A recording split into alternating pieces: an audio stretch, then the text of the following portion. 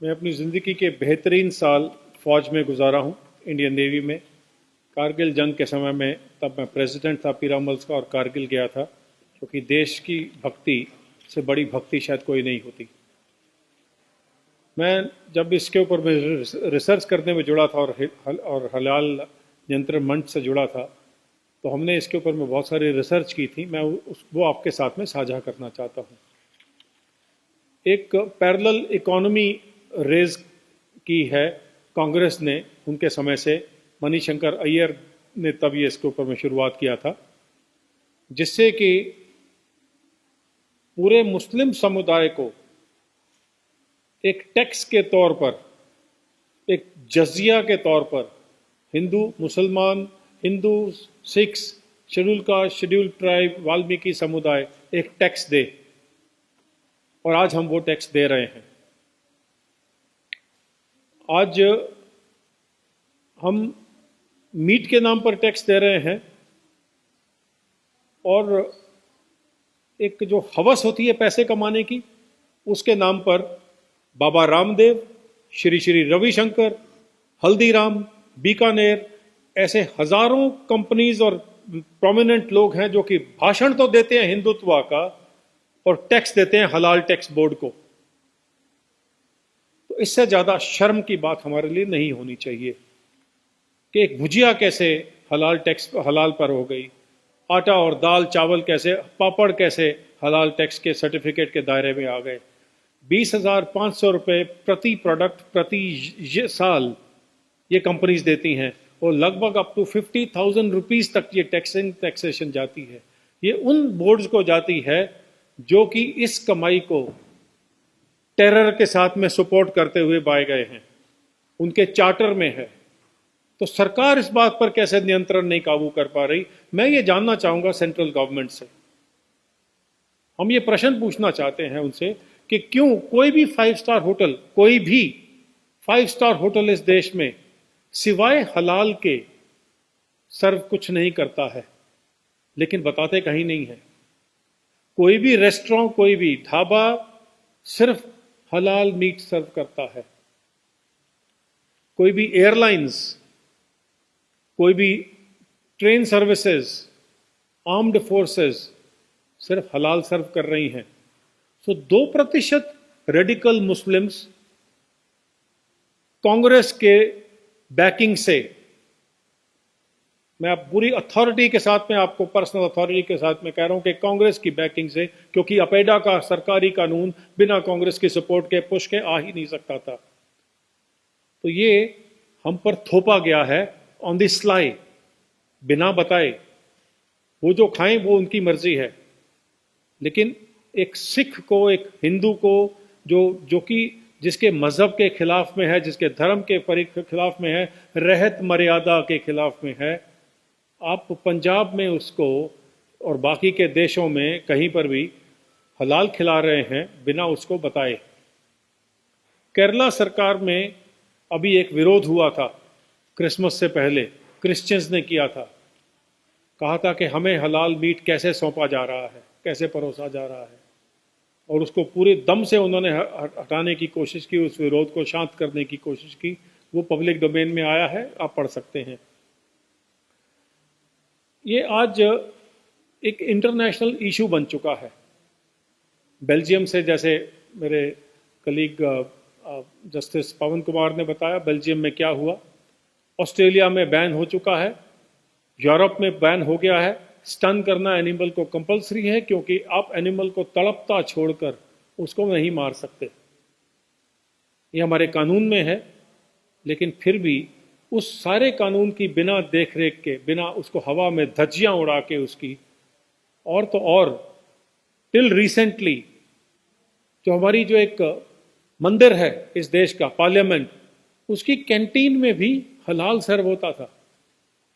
तो उनके पीछे पड़े कि ये क्या कर रहे हैं आप। तो जो अभी आए ओम बिरला जी, स्पीकर साहब, उन्होंने उसको हलाल को वहां से हटाया और सिर्फ वेजिटेरियन किया। क्या आपने किसी को बताया वहां पार्लियामेंट में कि आप जो दूसरे समुदाय के लोग हैं वो हलाल खा रहे हैं? क्या आप झटका मीट मुसलमानों को सर्व कर सकते हैं? क्या आप उनके साथ में वो कर सकते हैं जो आपने हमारे साथ में किया? तो ये गद्दारों की अगर लिस्ट बनाई जाए तो उसमें सबसे ऊपर में गांधी फाउंडेशन, गांधी डायनेस्टी आती है। जो उन्होंने सिखों के साथ किया वो अलग बात है, उन्होंने किसी को नहीं छोड़ा है अपीजमेंट के लिए, या उनकी जो बैकग्राउंड रही है, कनेक्टिविटी रही है इन लोगों के साथ में। अभी हलाल ब्रॉथल्स हो गए हैं, हलाल बैंकिंग तो आनी है बाकी। अभी लिपस्टिक हलाल होना चाहिए, ड्रग्स हलाल होना चाहिए, शरीयत लॉ 2%। फिर जो रेडिकल्स हैं, सभी मुस्लिम्स तो रेडिकल नहीं होते, बहुत मिनिमम होंगे, वो 2% रेडिकल्स और 100% रेडिकल कांग्रेस, ये मिलके एक गठबंधन बना के पूरे देश को हलाल कर रहे हैं। और हम चुपचाप से सहन कर रहे हैं, बिकॉज हमें तो कोई जूता मार जाए हमें फर्क नहीं पड़ता है। Be it Sikhs, be it Hindus, we have become important, very important, नपुंसक हो चुके हैं, क्योंकि हमें आवाज उठाना अपने ही हक के लिए आता नहीं है।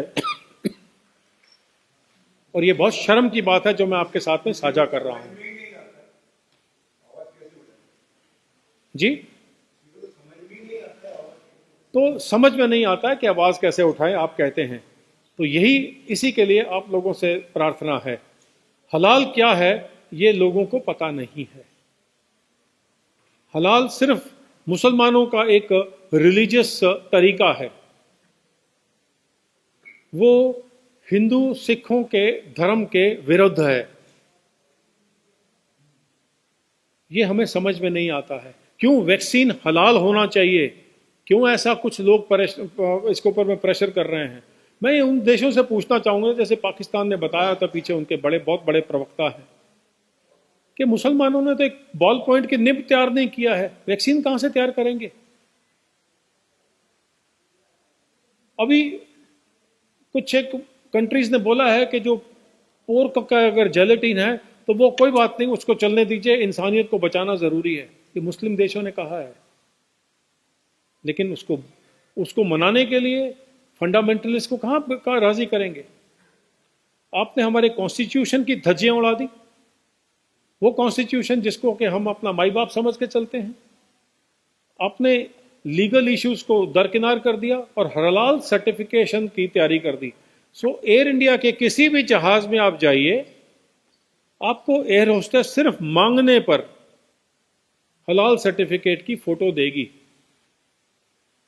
आप खींच सकते हैं उसको कैमरा से, उस पर लिखा है कि ये फलाने उलेमा ने इस तरह से कलमा पढ़ के और इस तरह से किया है।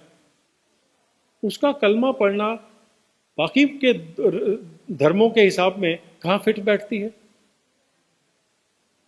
जब मैं ये क्वेश्चन रामदेव जी से पूछना चाहता हूं, क्योंकि जब भी हलाल सर्टिफिकेट देते हैं तो एक मौलवी उस प्रोडक्शन हाउस में जाता है और वहां बैठकर कलमा पढ़ता है। तो रामदेव जी, पैसा तो आपने अपने लिए तो कुछ नहीं कमाना है, आप तो गेरुए वस्त्र पहन के चलते हैं, कुछ खाते पीते नहीं है, लेकिन कॉन्शियस आत्मा बेच डाली है। ये दुख के साथ कहना पड़ता है। अभी मेकअप का सामान आने शुरू हो गया है, अब उसके ऊपर में डिमांड करते हैं। केरला में मुस्लिम समुदाय ने कहा है कि बिल्डिंग जब बनेगी उसको तभी माना जाएगा जब वो हलाल की बिल्डिंग हो। सीमेंट कब से हलाल हो गया और हराम हो गया, और हलाल आपके लिए जायज है, हलाल बाकी देश के लिए हराम है। और ये मैं सरकार से पूछना चाहता हूं कि हम सारे चुप क्यों हैं, जबकि इसका बिजनेस आज की तारीख में 110,000 करोड़ हो गया है। लगभग 1.5 से 2 करोड़ लोग रोजगार से हटा दिए गए हैं, सिर्फ मुस्लिम समुदाय को बीच में लाया गया है। यह है एक कांग्रेस सरकार की देन पिछले 50-60 सालों में। चलिए वो तो चले गए, उम्मीद करते हैं कि कांग्रेस मुक्त भारत जल्दी दिखेगा, लेकिन तब दिखेगा जब हम इस हलाल पैरेलल इकोनॉमी को रोक सकते हैं। नहीं तो कसाब को बिरयानी खिलाई इतने साल में, और जितने टेररिस्ट पकड़े जाते हैं उनके लिए सबसे बेहतरीन लॉयर ये जमायत उलमा और जमायत महाराष्ट्र और हलाल टैक्स बोर्ड देते रहेंगे? वो पैसा कौन दे रहा है? आप और मैं। क्या ये इस देश के लिए, जिसको हम बड़े शौक से, गौर से, गर्व से बोलते हैं हिंदुस्तान, जायज़ है? ये प्रश्न आपको उठाना है।